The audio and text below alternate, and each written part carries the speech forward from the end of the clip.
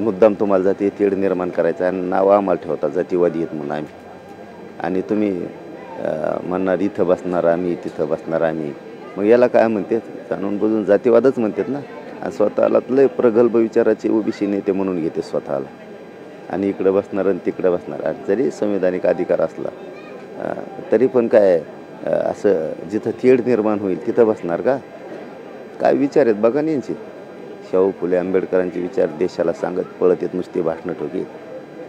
काय यांचं बघा ना.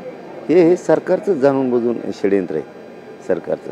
सरकारने आणखीन एक काल परवा षडयंत्र केलं आहे सरकारनं. आम्ही मुख्यमंत्र्याला खूप चांगलं मानतो आत्तापर्यंत, इथून पुढेही मानणार आहे शिंदे साहेबाला. त्यांचा ओएडीत आमचे लोक पार दिल्ली पोत घेऊन पळायला आता. आम्हाला कळतं सगळं कोणाच्या गाड्या आहेत वापरायला काय. आता नवीन काय षडयंत्र रचलंय मुख्यमंत्र्यांच्या ओएडीनं काय माहीत आता. दिल्लीला जायला लागलेत आमचे काय काय बांधव. आता त्यांचा काय दोष नाही, त्यांना बकरा करायला लागले. पण आता हे काय डाव रचेला आहे. मुख्यमंत्र्याचं ओएडी मुख्यमंत्र्यासंग राहतो, मराठ्यांचा मुख्यमंत्री आहे. पण मात्र मुख्यमंत्री मराठीचे असूनही त्यांचे ओएडी मात्र त्यांच्या जातीकडून ओढतात. हसून खेळून गोड बोलतात, पण कार्यक्रम प्रत्येक वेळेस मराठ्याचा लावतात. 2-4 वेळेस झाले त्यांचं आता असं, एकदा दोनदा नाही. कशाला त्याला म्हणा त्या मुख्यमंत्र्याच्या ओएडीला तेल होते तो मराठ्याच्या अन्नात. राय गपचीत.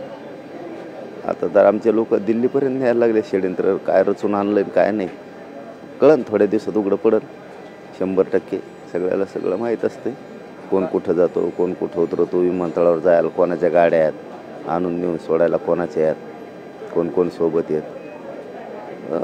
मुख्यमंत्र्याला तर आम्ही खूप चांगलं मानतो ना. आम्ही षडयंत्र काय आहे आता उघडं पडेल ना. आता माहीत नाही ना, 1-2 दिवसात होईल माहीत आम्हाला. हे तर माहीत झालं ना. ही काय साधी सोपी गोष्ट आहे का एवढं माहीत होणं. पण